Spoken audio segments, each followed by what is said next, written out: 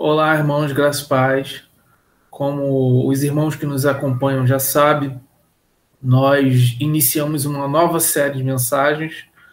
Essa nova série, ela está sendo feita com base no resumo do livro Uma Vida com Propósito, tá? As aulas elas são bem esclarecedoras em relação à nossa perspectiva das nossas vidas, né? Falando acerca do propósito das nossas vidas, nosso chamado. Espero que ao final dessa aula você possa refletir, né, acerca desses questionamentos, dessas verdades. Eu me chamo Antônio Carlos, sou membro da Segunda Igreja Batista do Bairro da Luz e vamos iniciar então nossa aula com o nosso material de apoio, os nossos slides. Eu vou estar então iniciando aqui a apresentação, tá, do nosso material.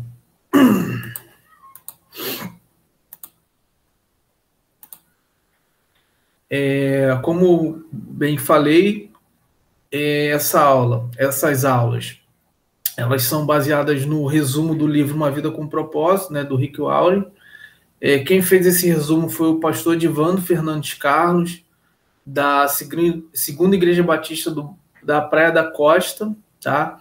Essa é a quarta aula, né? Os irmãos que estão nos acompanhando já viram que nós já tivemos já 3 aulas, né? A primeira foi aplicada pelo nosso pastor Billy Graham, e as outras 2 foi pelo nosso irmão Erodice, né? E hoje eu estou com a missão de estar ministrando essa aula para os irmãos.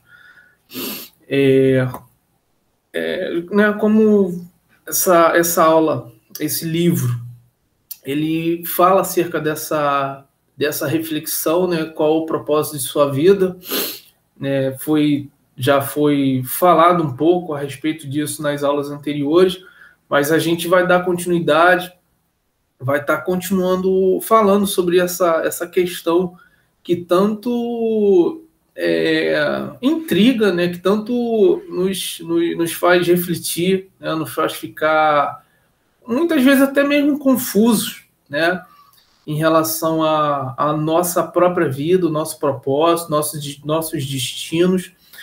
E graças a Deus que nós que somos cristãos, somos evangélicos, nós conseguimos, de uma certa forma, compreender um pouco melhor essa temática, porque nós cremos na palavra de Deus, cremos na sua Bíblia, cremos na Bíblia, né, a palavra de Deus, e ela responde algum desses questionamentos, muitos desses questionamentos.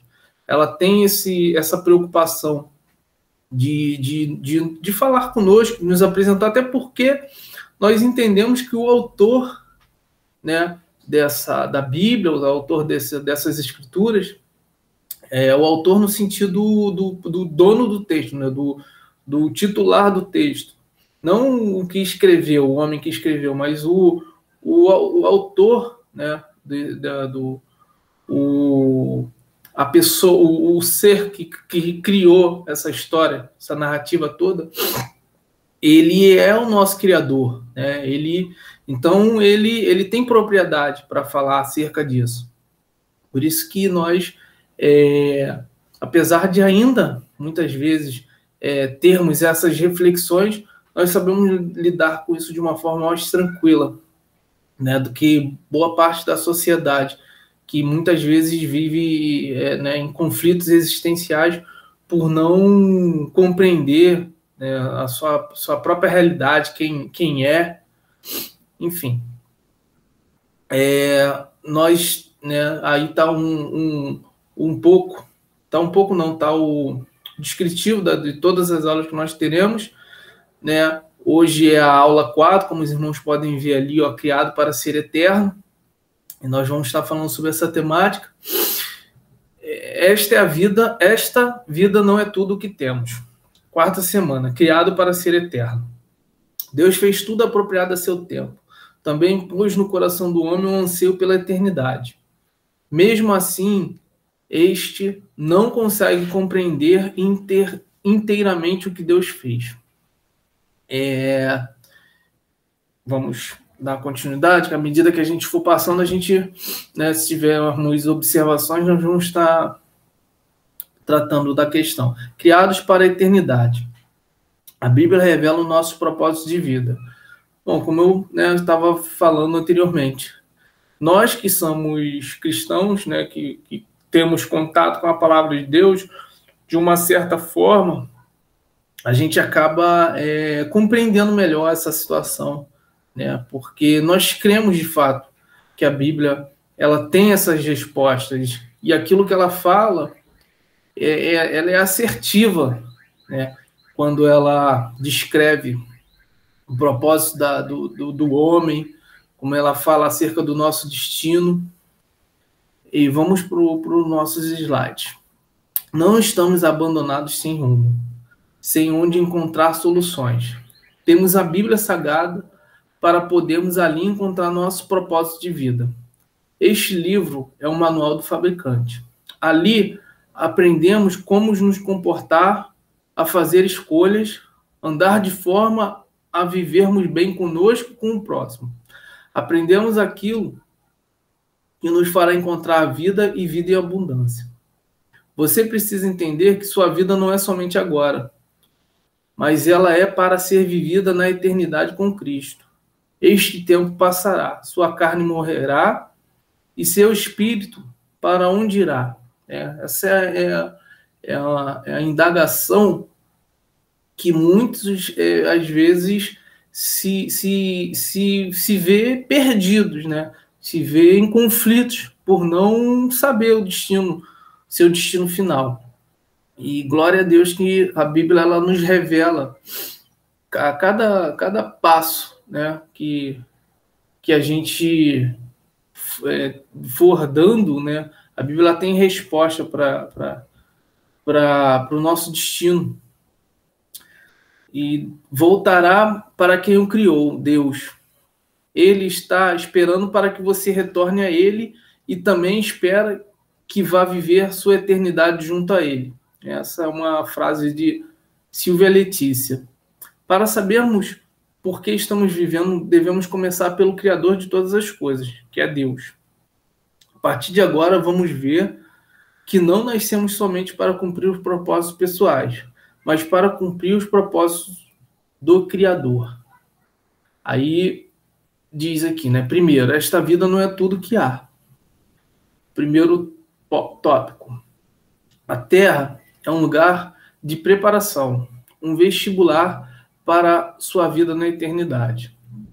E o segundo diz, a sua vida na Terra é apenas um parênteses na eternidade. Eclesiastes 3:11. Ponto 3. Você tem o impulso inato de ansiar pela imortalidade. A. Deus o projetou à sua imagem para viver eternamente. E B. Deus condicionou nossa mente para termos esse desejo. E é realmente isso que acontece. Nós não, apesar de sabermos que a morte é um caminho inevitável, mas nós nunca estamos preparados para ela, nós nunca estamos ansiosos para que ela venha, né, nos encontre. Porque a gente tem o desejo de viver, né? Todos ansiamos pela vida e pela vida eterna. Quarto, o seu corpo terreno é apenas uma resistência temporária de seu espírito. 2 Coríntios 5:1 diz que seu corpo terreno é temporária habitação e o corpo futuro a casa. Aqui está falando já sobre a questão do pós-morte, né? 5. A vida na Terra oferece muitas opções. A vida futura, apenas 2. Céu ou inferno. Seu relacionamento com Deus aqui determinará sua morada eterna. Isso é uma verdade, irmãos. Por mais que existam inúmeras correntes filosóficas, né, muitas delas e até mesmo correntes teológicas hoje, né, infelizmente com a questão do liberalismo teológico, muitos hoje já conseguem falar de Deus sem ter uma perspectiva de uma vida eterna, sem crer, né, até mesmo na obra de redenção de Cristo. Mas essa é uma verdade absoluta, irmãos. Não tem saída. Haverá um momento em que todos nós iremos passar, que vai ser onde vai ser selado os nossos destinos para a eternidade.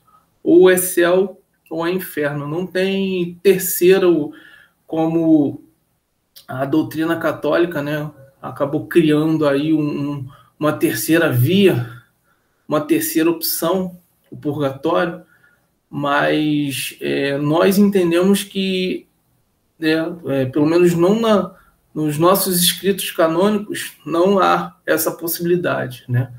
Aí já fica uma questão de adendo, né, outros enxertos que foram colocados no material que eles possuem, então eles conseguem enxergar esse purgatório.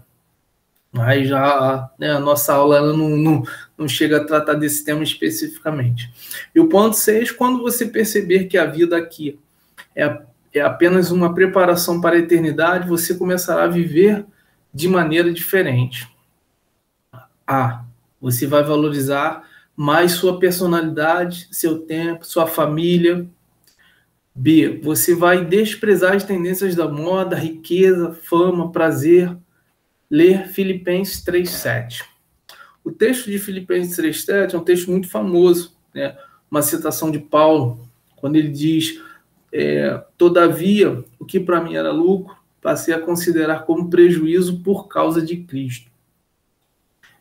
Paulo aqui, né, como o texto aqui também no nosso material está falando, você passa a entender aquilo que realmente tem valor, né? Você começa a dar valor àquilo que realmente tem valor, né? Questão do seu tempo, da sua família, né? Você vai deixar de lado as coisas fúteis, né? Coisas que, às vezes, conquistas que a gente vai colocando como prioridade em nossas vidas e vai nos tirando justamente aquilo que tem valor, que é o nosso tempo, é a nossa família, né? Nossos amigos, muitas vezes. Enfim, aquilo que tem realmente significado da gente dar importância. Como, né, no B ali chega a citar a questão da moda, riqueza, fama, prazeres, né? Coisas que são momentâneas. Né? Que é a moda? A moda ela é mutável. Uma hora um determinado tipo de roupa está na moda, depois some e passa anos, depois volta de novo. Então, né? E a riqueza, hoje você pode ter, amanhã você pode perder tudo. Então, se a gente colocar os nossos corações apenas nessas coisas que são passageiras, com certeza a gente vai estar perdendo a oportunidade de dar valor àquilo que realmente é importante. O 7. A morte não é o fim, mas é a transição para a eternidade. Né? Infelizmente, muitos não acreditam mais nessa verdade. Né? A gente vê hoje uma corrente, né, até mesmo dentro das vamos botar assim, até dentro do próprio cristianismo, né, como se fosse possível, né, um cristianismo sem o conceito, ou sem a perspectiva da vida eterna. Mas a gente vê, infelizmente, pensadores no nosso meio hoje já afirmando que isso não é uma realidade, né? Que isso é uma utopia. Né? Alguns chegam a dizer até que isso é uma utopia. 8. Como será a eternidade com Deus? Né? Uma pergunta. Aí aqui, né, o autor nem tenta responder no sentido de esgotar né, o nosso entendimento, porque realmente é incapaz do nosso, como diz ali o A, nosso cérebro não é capaz de compreender a grandeza do céu. Será como tentar descrever a internet para uma formiga.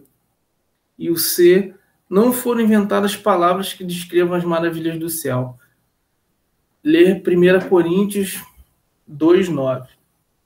Deixa eu abrir aqui para a gente poder estar lendo, então, o texto de 2 Coríntios, não, é primeiro. 1 Coríntios 2:9. Diz assim o texto: no entanto, como está escrito, olho algum jamais viu, ouvido algum nunca ouviu e mente nenhuma imaginou que Deus predispôs para aqueles que o amam. E essa é a realidade. A gente tem a perspectiva, nós cremos nessa, que a morte é essa transição, mas a gente não sabe como será de fato, porque nós sabemos que será maravilhoso, mas a nossa ideia de maravilhoso ela é limitada, porque nós conhecemos aquilo que é bom, né, que é agradável dentro do nosso plano humano, dentro daquilo que a gente conhece. Mas os céus é algo que extrapola qualquer coisa maravilhosa que a gente já tenha tido contato na vida. E segundo, Deus nos dá vislumbre da eternidade em sua palavra. Basicamente a resposta anterior é essa: a gente tem vislumbre, ou seja, a gente tem pequenas visões, assim, a gente tem uma ideia, né? Deus está preparando neste momento um lar eterno para nós. Mateus 25:34. Nos céus seremos reunidos como os crentes amados.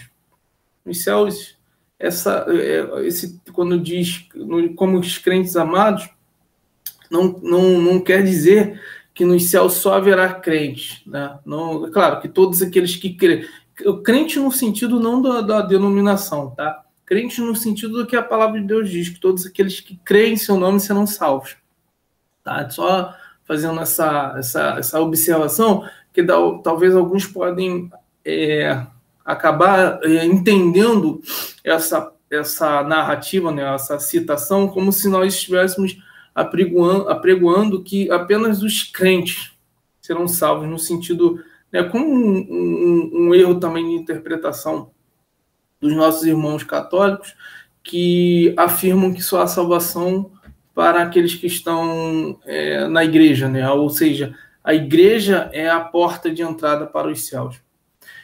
Na verdade, a igreja em si, nós entendemos assim, ela é onde os que são salvos se reúnem, né? Então, a gente entende que ali naquele ambiente onde se encontram os salvos.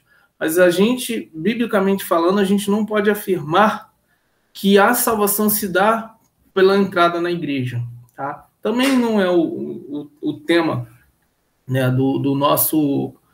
Não é o objetivo agora da nossa aula, né? De repente, em outro momento a gente pode discutir isso, mas é bom às vezes a gente só falar algumas coisas para não deixar margem para interpretações erradas. E 3, seremos libertos de toda dor, recompensados por nossa fidelidade na terra. 4, seremos designados para um trabalho que apreciamos realizar. 5, não ficaremos recostados nas nuvens com áureas tocando harpa. 6, desfrutaremos da contínua companhia de Deus. Salmos 33, verso 11. Essas citações aqui, elas estão querendo dizer o quê? No céu, irmãos, não vai ser um ambiente estático, aquela coisa, né, que às vezes a gente vê sendo descrito, né, em obras, né, algumas literaturas, em filmes, enfim, né, que ela tentam às vezes até mesmo retratar de uma forma monótona. Irmãos, nós não temos como mensurar, como descrever, mas com certeza vai ser algo muito vivo, muito feliz, muito, muito prazeroso, né? Então, não vai ser uma coisa monótona, uma coisa parada, né? Até porque o nosso Deus é um Deus vivo, um Deus de ação, é um Deus, né, que nos garante vida, e quando ele fala vida com abundância, é uma vida plena, uma vida com regozijo, não é uma coisa monótona. Enfim, acredito que os irmãos tenham entendido o que eu que a gente está tentando transmitir aqui com essas verdades. Terceiro, muitos pensam sobre a eternidade somente nos enterros. E isso, irmãos, é uma coisa que, às vezes, assim, vamos fazer até uma certa crítica, não a nossa igreja em si, estamos falando sobre um cristianismo de um modo geral. Às vezes, o falar sobre, né, a vida eterna, sobre o pós-morte, também sumiu um pouco dos nossos púlpitos, né? Então, às vezes, as pessoas passaram a viver suas vidas até se esquecendo dessa realidade. E aí o que? Só lembram quando chega um momento de enterro, um momento onde alguém de fato está fazendo esse translado, né, essa transição de sair desse cosmos para um outro. Por quê? Muitas vezes porque no seu dia a dia elas não lidam com isso. Agora, é claro que ninguém pode terceirizar a sua responsabilidade, tá? Porque, mas né, de repente nós não vemos mais isso em canções, né, nós não temos isso com muita evidência em alguns púlpitos, tá? Não estou falando da realidade da nossa igreja, mas eu estou falando de um cristianismo de um modo geral, né? Hoje, infelizmente, em muitos ambientes só se fala do ter, do possuir, do ganhar, né? Então, às vezes, não tem espaço para falar sobre essa verdade, né, da eternidade, mas ninguém pode terceirizar essa responsabilidade, porque nós temos a nossa Bíblia, tá? Nós conhecemos a palavra, sabemos aquilo que Deus já falou aos nossos corações, então é nossa responsabilidade vivermos sempre relembrando dessa verdade, tá? Até porque é nosso papel alertar os outros, é nosso papel transmitir essa verdade para os outros. Então, nós não podemos nos esquecer, porque nós temos que transmitir essa verdade aos outros. O ponto 1 diz, muitas vezes, são pensamentos superficiais e sentimentais. Porque não se aprofunda, né? Não reflete sobre isso, não vive, né, com essa realidade inserida na sua mente. Aí, quando há momentos em que, né, tem esses reflexos desse pensamento, então é raso. 2. Não é saudável viver negando a realidade da morte, né? Eclesiastes 7:2. Não é, porque é inevitável, né? Todos iremos passar por isso, e a gente tem que, como cristãos que somos, temos que saber lidar com isso, falar acerca disso, até porque, como Paulo falou, né? Como Paulo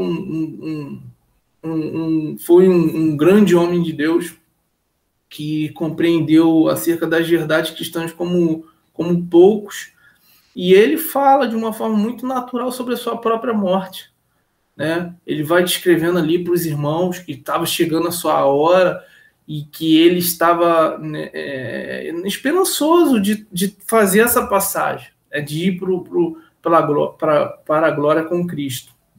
E, como, é claro, né, como o nosso material no início a gente vinha tratando, nós não ansiamos por isso, porque nós fomos gerados para a eternidade, então nós ansiamos em viver, mas nós precisamos saber lidar com essa realidade.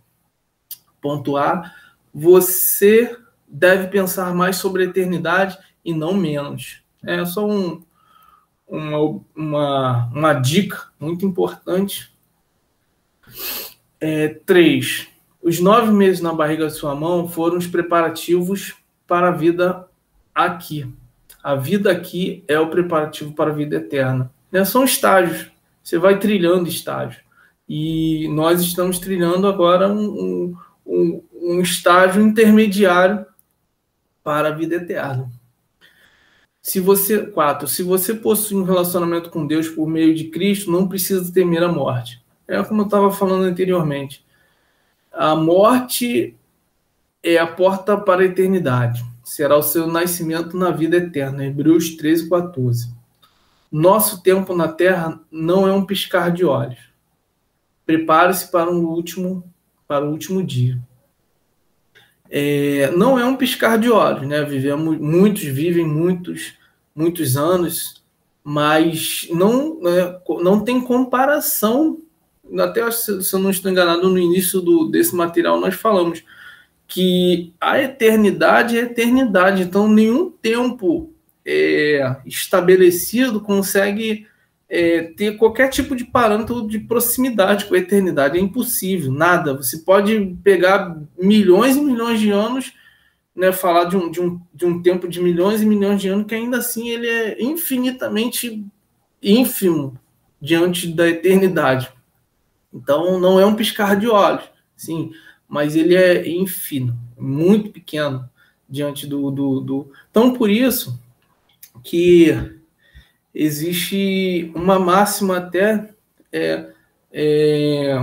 eu não me recordo agora qual foi o pensador, não lembro se foi Aristóteles, que ele tinha um pensamento, né, uma máxima que ele dizia, se eu estiver errado, tá, né, vamos botar aí, eu perdi de repente 70 anos da minha vida, né, que eu poderia ter desfrutado de prazeres, de luxúria, mas se eu tiver certo, eu estou ganhando a eternidade. Então, assim, a conta, a balança, ela é muito maior, ela tende a muito mais. Pela lógica, ninguém conseguiria pegar a nossa vida existencial aqui, por mais, né, que a gente consiga viver por muitos anos, pela lógica, ninguém conseguiria dar prioridade a ela trocando pela eternidade, porque não faz sentido. É uma conta que, sabe, assim, não dá para mensurar um com o outro. É mais ou menos essa ideia. Deus tem um propósito para a sua vida na Terra, mas ele não termina aqui. O plano envolve muito mais do que as poucas décadas que você passará nesse planeta. É mais do que a oportunidade de toda uma vida. Deus lhe oferece uma oportunidade para além de toda uma vida. O mundo e a sua cobiça passam, mas aqueles que fazem a vontade de Deus permanecem para sempre. 1 João 2,17. É basicamente isso que eu estava, né, tentando falar, né, no slide anterior. Não dá, irmãos, para ignorar a eternidade. Não dá para fecharmos os olhos para essa verdade, sabe? De priorizarmos a nossa vida aqui em detrimento da eternidade. Na verdade, a gente deveria e devemos fazer isso sempre. Agirmos aqui sempre com olhar para a eternidade. Não achando que né, preocupados num sentido, como infelizmente às vezes temos visto algumas, né, pessoas que agem assim, achando que os nossos erros, né, as nossas falhas fossem capazes de nos tirar a nossa eternidade. Não é isso, tá? Também a gente, não vou entrar nesse mérito aqui de discutir isso também, né, da questão da perda da salvação. Não vou entrar nesse, até porque não é esse o nosso propósito, o nosso material de aula. Mas a gente não pode viver também nesse conflito de achar que qualquer coisinha, poxa, eu perdi a minha eternidade, então, sabe? Não, a gente não vai viver essa paranoia. Mas a gente precisa se importar, sim, com o que nós fazemos e no sentido do nossa vida na eternidade, tá? Pelo amor que nós temos a Deus, pela obra expiatória que ele teve na cruz por nós. Enfim, irmãos, se eu ignoro os preceitos de Deus aqui, né, que ele instituiu na sua palavra para viver uma vida de qualquer maneira, é porque, na verdade, eu não estou interessado na eternidade. Eu não prezo pela eternidade. Por isso que a lógica que a gente deveria pensar não é eu faço coisas aqui para me garantir na eternidade. Não. A lógica é inversa. eu já estou garantido na eternidade. Então, por isso que eu faço poucas coisas aqui, porque eu já estou garantido na eternidade. Ou seja, é uma forma de gratidão a Deus por tudo aquilo que Ele já fez por mim. Então, por isso que eu prezo em andar nos seus caminhos, viver nos seus estatutos. Não porque eu quero, com as minhas atitudes, garantir a minha eternidade, não. Mas é porque Ele garantiu a minha eternidade, eu faço isso por amor a Ele. Tá? E aí, né, já finalizando a aula, pensamento sobre o propósito da minha vida. Reflexão, há muito mais na vida do que apenas aqui e o agora. Meditação diária, 1 João 2,17, responda. Uma vez que fui feito para ser eterno, qual é hoje a única coisa que eu deveria parar de fazer e a única coisa que eu deveria começar a fazer? Né? São reflexões que o material ele deixa para a gente poder nos preocuparmos, né, em relação a como nós estamos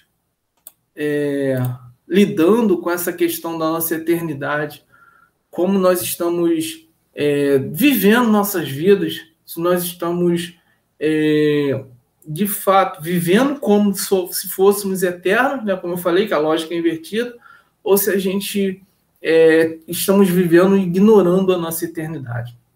Tá? Isso são reflexões, são questões importantes que nós devemos fazer sempre, tá? Vivermos as nossas vidas sempre com essa perspectiva, com essa preocupação. Claro, não entrarmos em paranoia em relação a isso. Tá? É viver uma vida em abundante, tá? Sempre com essa preocupação, até porque, como eu falei, nós somos instrumentos de Deus para também transmitir essas verdades para outras pessoas. Então, se a gente não pensar, se a gente não viver nisso, como é que a gente vai transmitir para outras pessoas? Tá? E aqui a gente encerra essa aula. Eu espero que você nos acompanhe, né, no decorrer de todas essas aulas que são ministradas sobre a sua vida, sobre a minha vida também, né, que Deus possa falar muito e ricamente conosco em cada aula da nossa igreja. Amém.